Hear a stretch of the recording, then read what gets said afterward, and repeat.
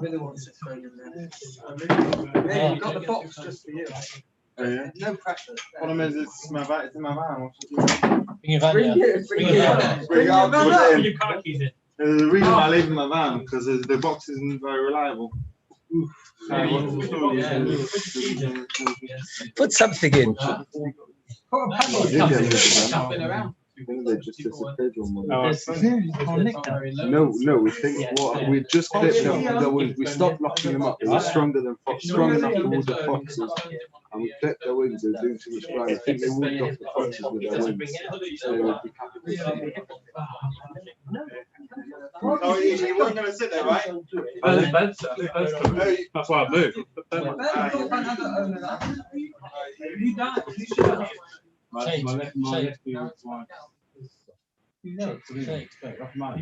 Which change? Benji changed? Local. Yeah, yes, it was my class in Jewish day. Rabbi changed. But wait a second. No, Benji changed my class. What? Sure, you lost your job. Wait a second. Benji changed. He was only 6 months. No,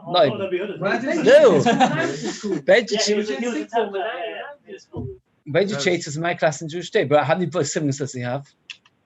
Five, probably. 4 sisters and 2 brothers. And what happened to his fathers? Parkinson's for years. Is Benji taking over as the Rav? Officially, COVID's gone. No, he didn't have a position now. What's Who did? Why? They took down the plastic around Almond and The shul's finished. Past the night, COVID's over. I once davened there. They had like only articles to do him, and I thought like, wow, that must be a nice shul to have only articles. No. We put it in the box. You can't take it out. Oh, come on, you got to see this. This man just makes it up. Okay. Why? What was? I went there. It's a pity. Where does Benji live? He's in Germany. What's he do there? That's nice. He was a chazan. Seving Newman is a chazan Holy Law. Was also my class in school. But he stopped. He's no longer the chazan. Yeah, we wish I could be a chazan. He tells they say they're in your class. That's your state. That's right. They wish they could like foreign. Yeah, thank you. Yes. Get paid better. Okay, we're up to Daf Chof Tessa with Aleph. Second line from the top. There's Mariv after, by the way. Anyway, very briefly, yesterday we learned that they would send somebody to the roof to check if it's sunrise or moonrise. The reason being, they once got mixed up and they shechted the Korban Tomid, and then they had to destroy it because a Korban shechted at night is possible, right? The Gemara's question is that there's a very big difference between sunrise and moonrise. Does anybody remember the exact difference between? Right, that's right. The sunrise is spread, the moonrise is more direct.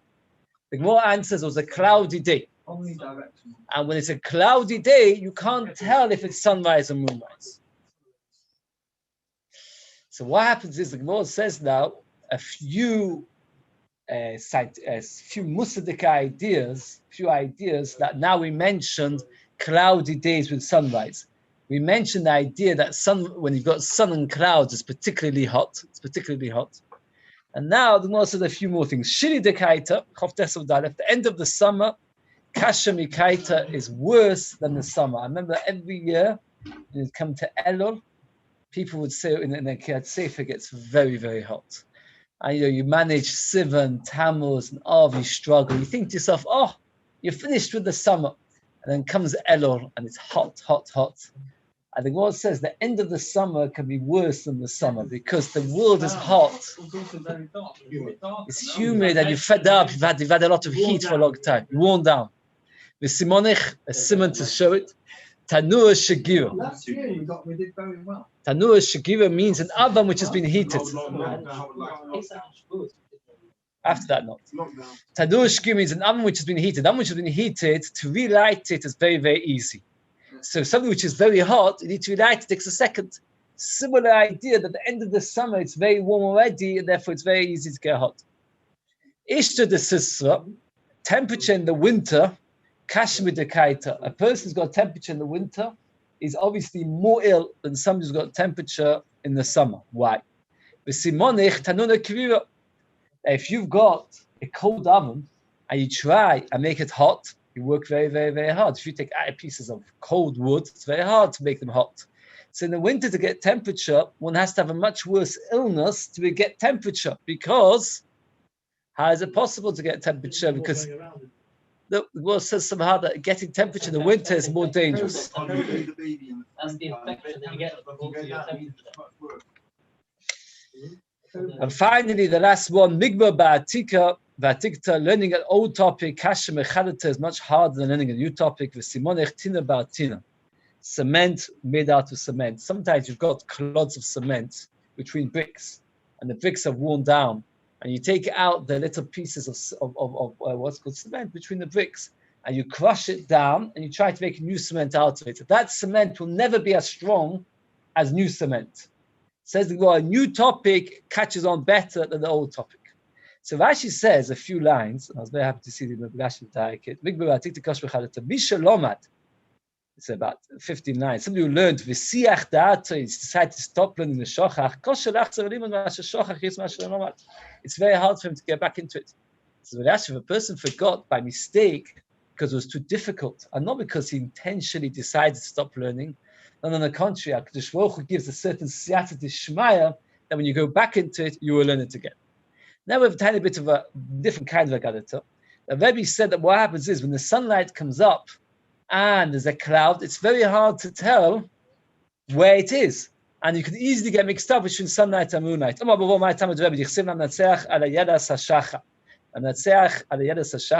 Chav Beis of Tehillim. Does anybody know who we say said this Perek of Tehillim?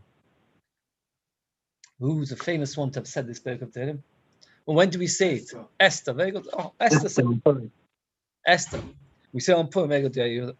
Ma yolazu kaneo, its horns maftzilo is lekano lekan, spread out. Afshacha ze maftzil lekano lekan. The morning light spreads in all directions. Rashi says he's got a problem. The ayolo, Rashi understands the female ram. Rashi is a female ram, which in English you call it a ewe, E-W-E. Does not have any horns. So how can you say its horns spread? So Rashi says, Lav dafka nokachen kanaim in the cave. You don't have a female ram which has horns. Ram means male. Yes, I know. Okay, female sheep. You're right. Female sheep is more grammatically. But I'm trying to say because ayol means male ram. So ayolo, Rashi understands. Shalom and others argue with Rashi, and they say that over here we don't mean a ram. Ayolo can also mean a deer. A deer yearning for water in the desert. So ayolo is a female deer, and female deers do have horns. So just like the ram, the horn of the deer or the sheep spreads, so too the morning spreads. And the Gemara carries on. Why is Esther compared to a ram? Just like this deer. It is very narrow womb. That means normally when there's a tightness, it's more pleasant for the Baal, for the husband, for the deer. Because Shov is showing like the very first time, because when the woman is a basula, there's a certain tightness as well. And that's the Gemara says about Yola, it has it all the time. She was special and precious to Achashverosh every moment, like the very first moment. This is a very strange Gemara, and there are many different explanations, going from Kabbalistic Ben Yehuda to others. But Maharal says one interesting idea.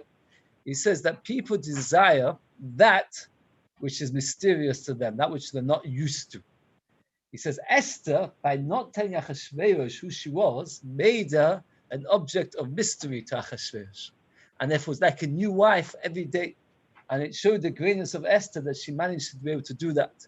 Furthermore, he says that because she was very modest, so she wasn't promiscuous, so therefore what happened was that Achashverosh was used to women that flaunted themselves. Having a woman that didn't made it more exciting for her. And he teaches that idea that when a woman's more tznistic, sometimes it can make it more chaviva. But Yehuda says even different ideas that when you try to work something out which is difficult for you to get your mind through is a marshal to the whole act of beer. And just like the tighter it is, the more exciting, so too the bigger struggle it is to work it through, the more exciting the learning is. And he goes to all kinds of the deep ideas over here. But this is what the Lord says, that Esther was very precious to Achashverosh, like the very first time. Why is Esther compared to the morning? Just like the morning is the end of the night, Esther was the last of the miracles. Chanukah was after Purim. And we talk about the ones that can be written. That means Esther was written. So one of the Ksuvim. Chanukah is not written. There's no Megillas Chanukah. So therefore, it's the last of the written miracles. There's a very big question is, morning is always a symbol of light, of joy. Right? We wait for the morning. Here we're saying that Esther is the last of the miracles till Mashiach comes. So it should be that Esther is the night, not the morning, because the night is when it gets dark and you can't see anymore. Volshim explained, listen, end of Esther, that the idea is like this, that when a person's at night, if he strikes a match, so what happens is he gets a momentary glimpse of light. The match goes out, he's got nothing to see. Comes the morning, he's not scared anymore because now he can see the light. Esther, all the miracles that we always had was a listen, geluim, etc. Esther was a hashgacha pratis, which meant that we were able to see our Kadosh Baruch Hu looks after us even when it's dark, even in Golus.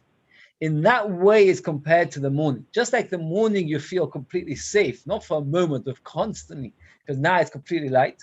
So too, Esther, the story of Esther teaches us that our Golus is just pretense, but really Kadosh Baruch Hu is looking after us all the time. So it's like the morning, and now we feel safe, not like for a moment, but constantly. Okay. It says the Gemara, more in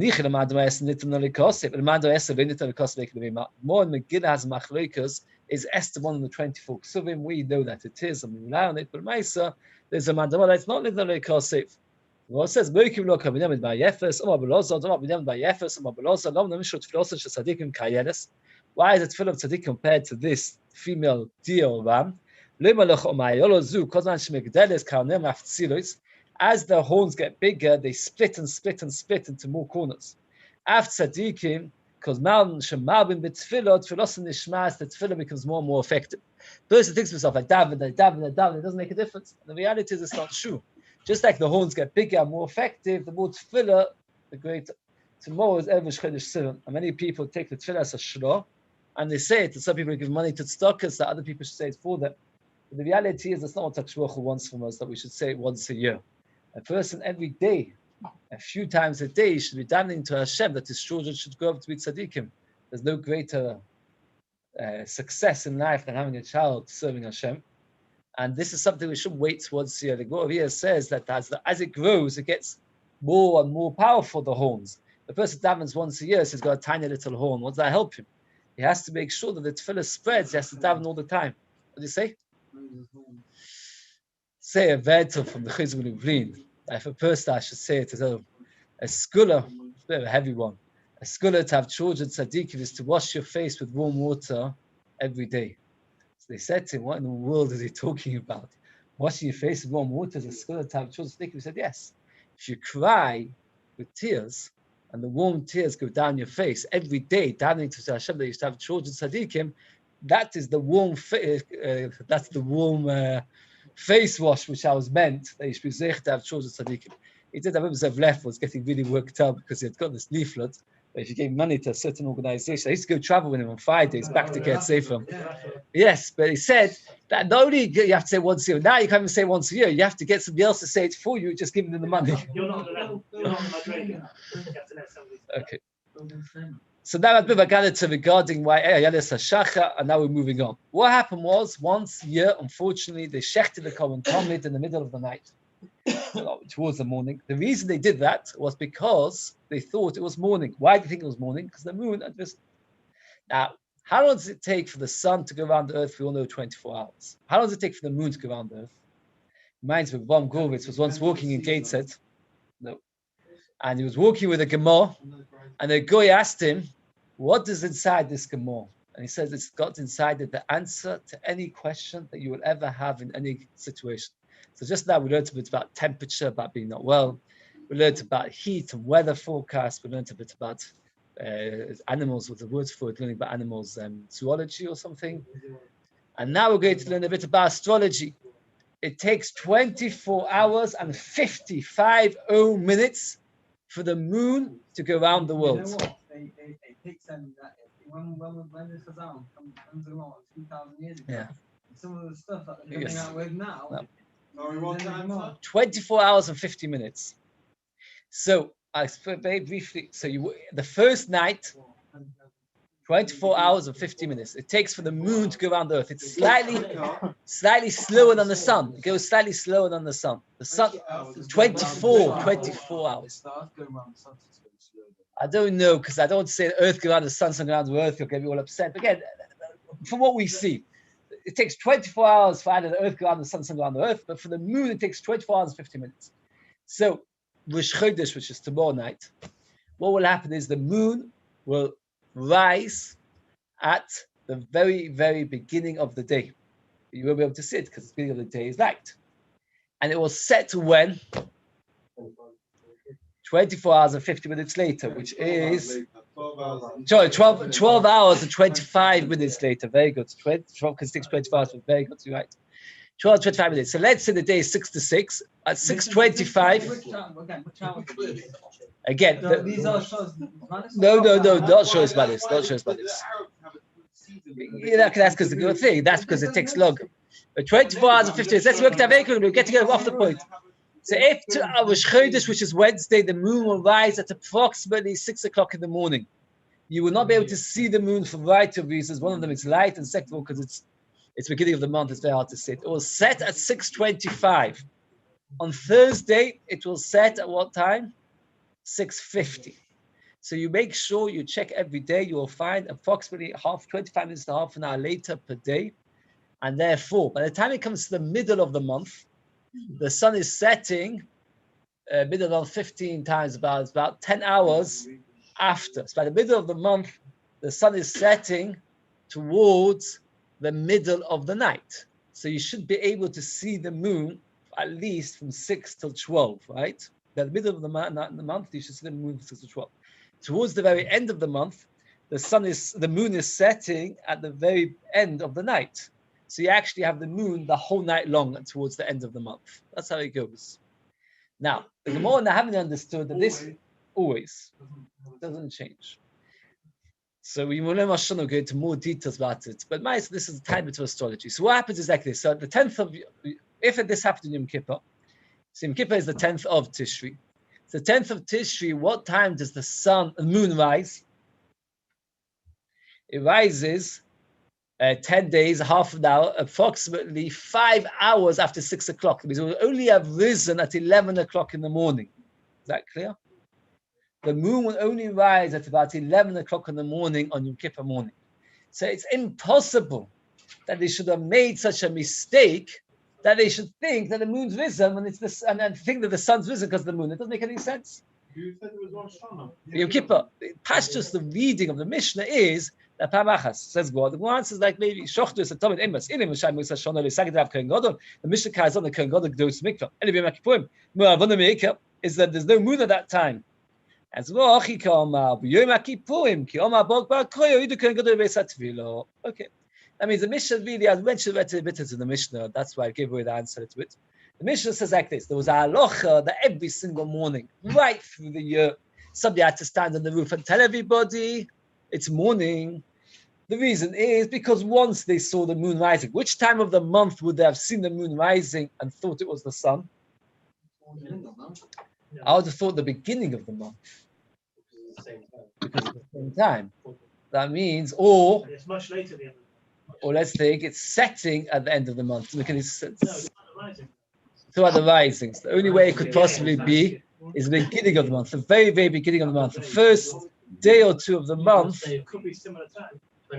That's right. That's right. And therefore, no, wait a second. Yeah, first day has been 25 minutes. No, it's no good. Because then it's not. It must be the last day of the month. The last day of the month, the moon is setting 25 minutes before. The moon rises again. That's right. The moon rises. How much per day? 25. No, it's 50 minutes of the whole day. It's 25 minutes of the setting. Oh, so that's been the beginning of the month. If it's the beginning of the month, so then, the answer is because it's the beginning of the month, and it must have been a winter month because the moon does not work with Shoyes Manius like the sun does. That is one of the very confusing things about the moon. The sun rises earlier and later to do with the season, but the moon doesn't. So it could have been a winter month where the sun rises instead of 6 o'clock, the sun rises at 8 o'clock. That's right. That's exactly why. Yes. The tide actually changes by 50 minutes because the tide changes by 50 minutes because I said it takes 50 minutes. So sometimes very good. If you check on the tides, every day changes by 50 minutes because that's how much longer it takes for the moon. The moon has more effect on the tide than the sun because it's closer. Even though the sun also has a small effect on the tide, much less. Every day, the high tide will be 50 minutes later than the day before. So if you know today high tide is 5 o'clock in the afternoon, tomorrow will be 10 to 6. No. Next day will be 20 to 7. It does. If you look it up, I'm telling you that's the magnetic field. Yes, that's right. 5 o'clock. If today 5 o'clock in the afternoon is high tide, tomorrow will be 10 to 6. Next day is 20 to 7. It's 24 hours and 50 minutes.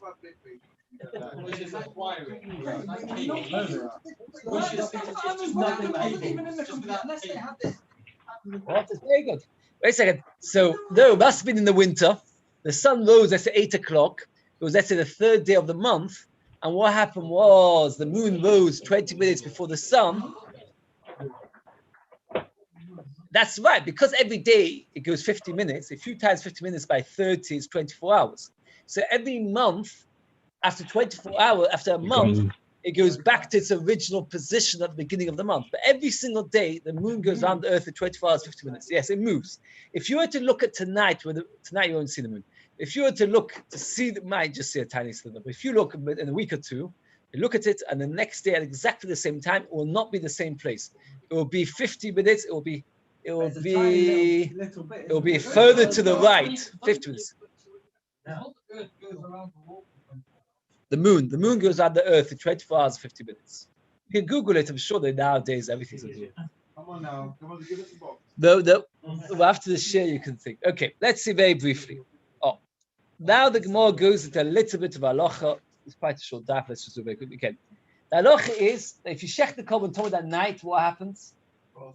Fossil. What do you do with it? Burn it. Not only this. If you do malika to a bird, if you have to do malika, how to do malika to a bird? With your nail. So I hope you all got long nails, Kohanim.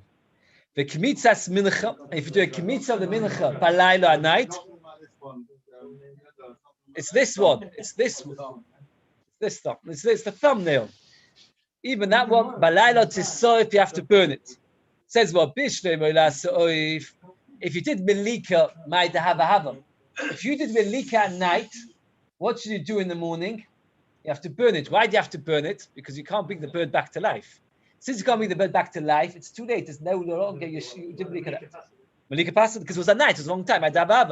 Anything done in the wrong time is possible. And the koimer, top of Chof with Beis, they had to put the koimer back in, but now the mitzvah. So I took a fistful, a kemitza of flour out of the mincha. And suddenly someone says to me, what are you doing? It's middle of the night. So what should I do? Put it back in, and that's it. Now the mitzvah, Mama answers, well, he learned this price, so she quoted this price. He explained the price. The Kleishos is mekadesh even in the wrong time. Since it's in the wrong time, it's kodesh. Since it's kodesh, you've got no choice. That means let's explain it again one more tiny bit better. You take the kmitza and you put it into a cup. This is the cup. This is the klishos. Put it in. Now it's kodesh. Now, I suddenly says to me, what are you doing? I know he says 6 o'clock in the morning. It's 5 o'clock now. So what should I do? Take it back in. Put it inside the mincha? No. Because now it's not a koimet mix. It's not a new mincha which I can take kmitza. It's a koimet mixed with shirayim, and that's no good. You need to do a kmitza from a proper mincha, so it's no good. Meisvei. From here we see that even though when I put it into that keli, was it the kodesh or was it the right time or the wrong time? It was the wrong time.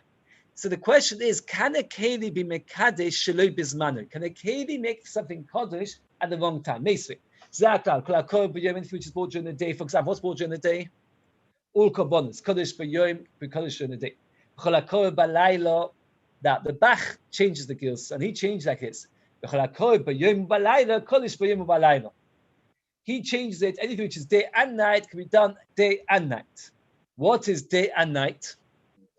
Minchas nesachim. Minchas nesachim, which is what every korban can be done day and night. Come Pesach can be done at night.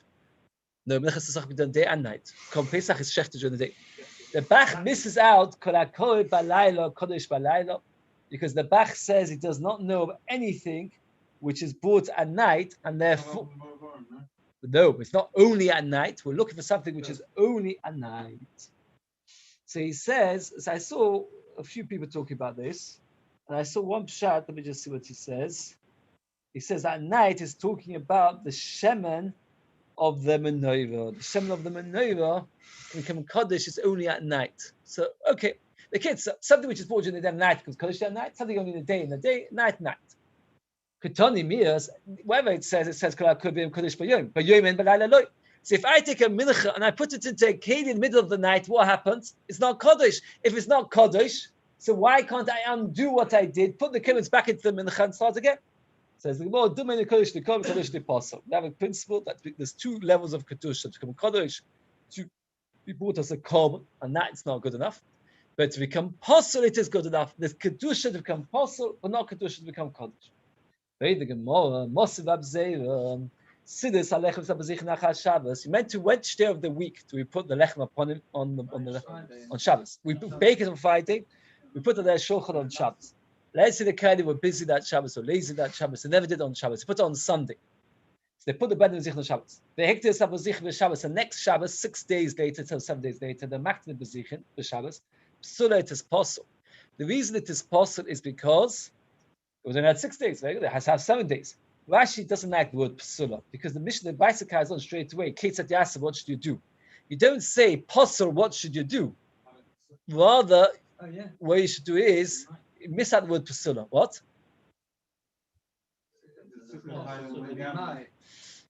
You might. It doesn't say psula.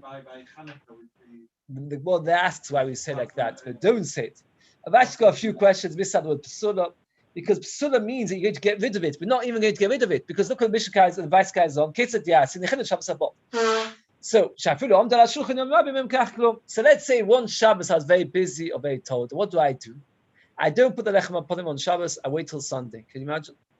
So then the next Shabbos, what do? It's only been 6 days. What do? What's the Beis tell me to do? Wait. Another how long? Another week. But what do you do that Shabbos then? That Shabbos, no do get to eat the lechem upon him.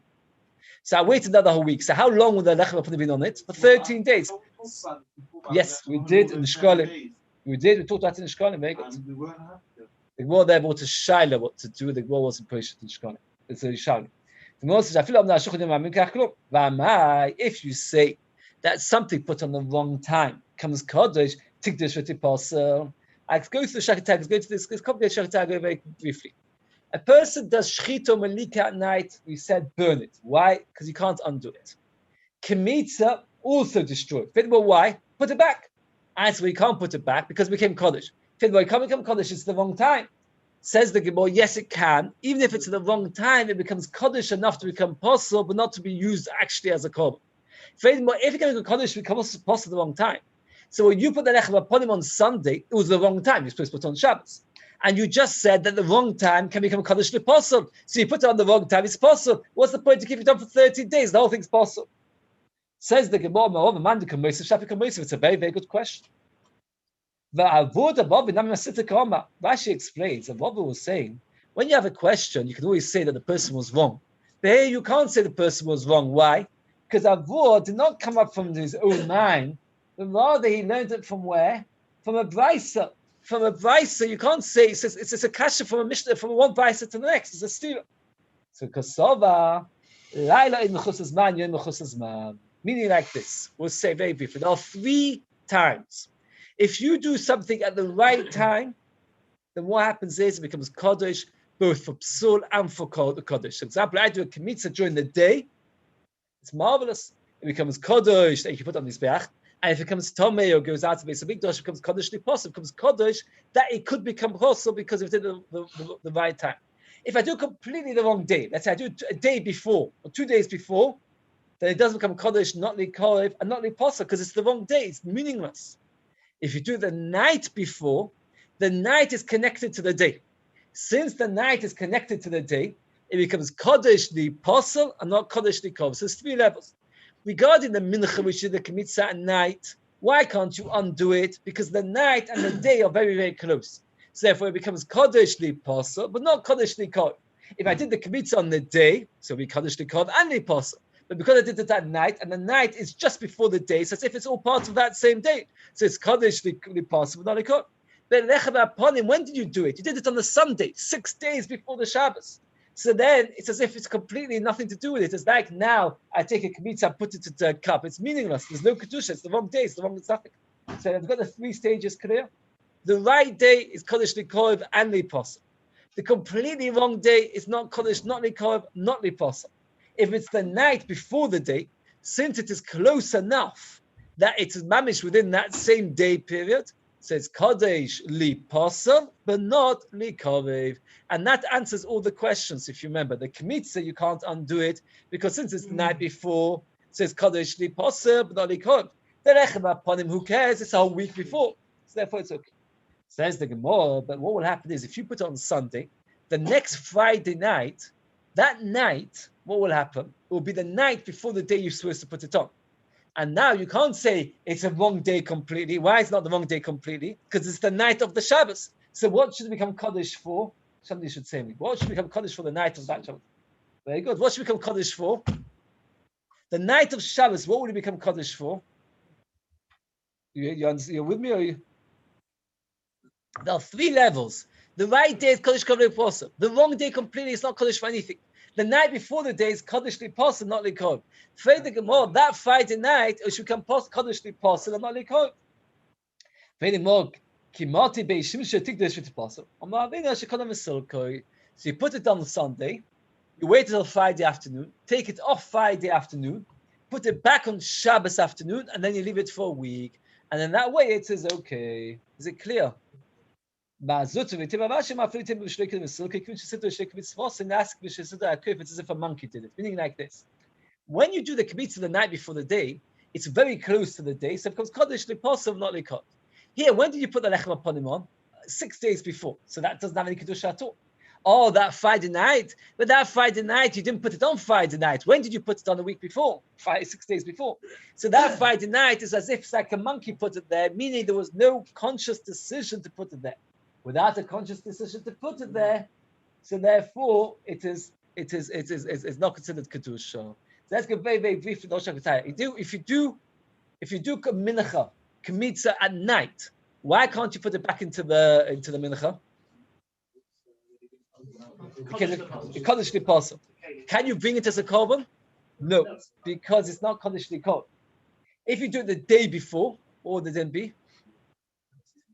It's no kedusha at all. You could even put it back because no kedusha not possibly likod. What's the example of that? Lechem aponim. Lechem aponim, if you put it on the Sunday, it doesn't matter. So why by lechem aponim if you put it on Sunday, or we're not worried about the following Friday night? We'll give us 2 answers. Either you take it off from Friday afternoon, put it back on Shabbos afternoon, or you take it off because since you put it so long before, it's as if it's anyway there. Okay. I'll do a little bit more.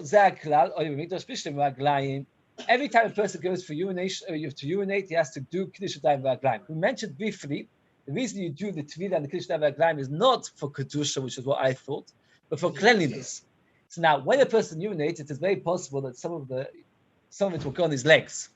So therefore, he has to wash his legs, because some of it might drip on his legs. But what is like, very good Bishop V'Raglayim, you shouldn't say to say, Yadayim my time, and what is has? Omar Baba Zesemeras, mitzvah the shafshev, there's a mitzvah to clean off your legs. So after a person urinates, he should clean his legs. Why should he clean his legs? Because we don't want there should be urine on his legs. The more explain because it looks like he's unable to conceive. Today's got a huge arichos over here, very complicated taste of lavender medalef and long tastes.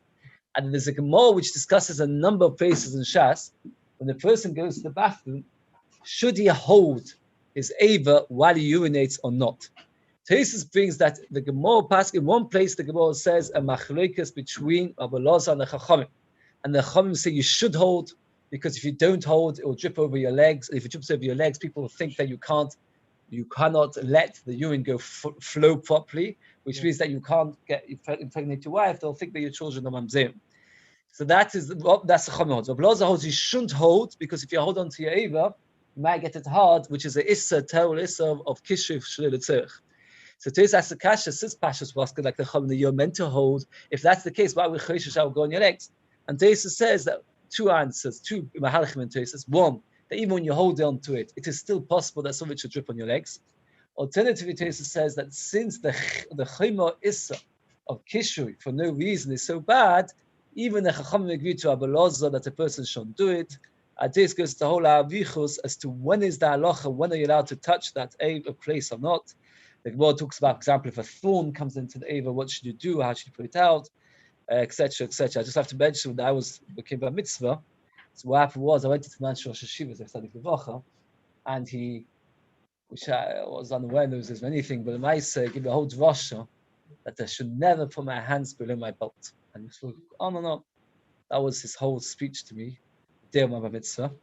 And I had no idea what he was talking about. But Maisa, but it was interesting. I remember it made a very strong impression on me because it was the first that I was. But it's interesting. Maisa, if you look, Maisa tastes got big arichus and tastes goes on and on about the halachas of it. It's actually brought down when you should, when you shouldn't. Maisa tastes brings the Gemara Nida. The Akshmoch says 3 people I hate. One of the people is somebody who holds on to his amor. Because when you hold on to it, it becomes kishur. I just go, Rabbi, 2 minutes, if you write very, very quickly. Then we're going to carry on the side of Rabbi tomorrow. It's short that. I just want to say one thing about Rus. It's unbelievable. One very small point. There are 2 people in Rus and Elimelech. If you think about it, this is something which is unbelievable. Elimelech had the greatest yichus in the whole of Klal Yisrael. He was descended from Nachshon and Menadov. He was called Elimelech. The Medrash says Eli Melech. He thought he was going to be king. He was a nobleman, a fotzi. The Pasuk says a fotzi means he was a nobleman. He was wealthy beyond measure. He had sons. The Medrash says he had daughters. His wife was expecting. The mice, Elimelech dies. His sons died. His wife miscarries. His daughters die. He loses all his wealth. He was buried in Moav. Not a single person alive today is descendant from Elimelech. There's nobody alive today is descendant from Elimelech. Rus, on the other hand, was a woman who was a convert, which is a lower kedusha. He came from Moav, which was a nation which was very, very much hated. Like the Nazis after the Second World War, Moav was a nation, the first in a few places were Lachim, because they were the nation that caused Kaisar to sin in Baal Peor and other things that they did wrong. And she was poverty-stricken, and she was 40 years old. The Medrash says that she was actually barren. She was an akor. She wasn't able to conceive. And from Rus came the great grandson of Rus was who? David HaMelech, and Shlomo HaMelech, and Ravashi, and Rabbi Yehuda Anossi, and Hillel HaZakin, and Gamliel, and every great person you can ever think of, and Melech HaMashiach. That's what the story says. Melech HaMashiach comes from Rus. Why was it that Melech was lost everything, but literally everything in every sense of the word? He lost everything, and Rus was zeichet to everything because Elimelech, when he had the opportunity to do Chesed, abdicated, and he had many reasons for it. But he had reasons for it. It's not. And Rus, when she had the opportunity to do Chesed, she went and she did it. She was dedicated to Mother. Now, when we hear such a thing, the Medrash says, so I was written, it's got no halachas, not tumah, not tam, etc. The dias chon shegim lechasad will tell you the reward of those who do chesed. Now, we don't go in the field these days and collect grain. And in fact, the vast majority of the people that you meet are not starving for a slice of bread, like they were in the time of Rus, normally were starving for a slice of bread. But what people are starving for some reason, it's an interesting thing, that people nowadays emotionally struggle terribly with feeling worthy, with feeling connected, with feeling that they've got healthy relationships. People are starving for a boost, emotional boost. He writes, what? Self-esteem. Self-esteem has become a huge issue. As actually, I speak about it to my sons with Shabbos before they went to Gateshead. And they came to Gateshead, and all 3 went to, got 3 different studies. All went to, and each one said to me, but Shabbos, for some reason, the Mashgiach all spoke that Bochim nowadays need to know that the Yitzhahara's biggest tool is to convince them they're not doing well. For some reason, that is the tool of the Yisroel. Like sometimes it was Zionism, sometimes it was communism, sometimes it was I don't know what. This is the Yisroel of today. And if a person is able to truly make somebody feel good, it is an unbelievable thing. Shon Shadon writes, I know only he could write such a thing. He was once walking into shul, and a mentally disturbed child screamed, "The God that I do is walking in." Shon Shadon writes this. And he said he felt so good. He said the fellow, the kid, okay, maybe it was a Downs, I don't know what the child was, but the child was not, why? He says, because at the end of the day, we yearn for somebody to appreciate us. He said, imagine, he said, if it would have been a normal, like, at the end of the day, so we have to remember that the whole story was chesed, but what chesed can we do? We can't imagine how we can be kind to each other.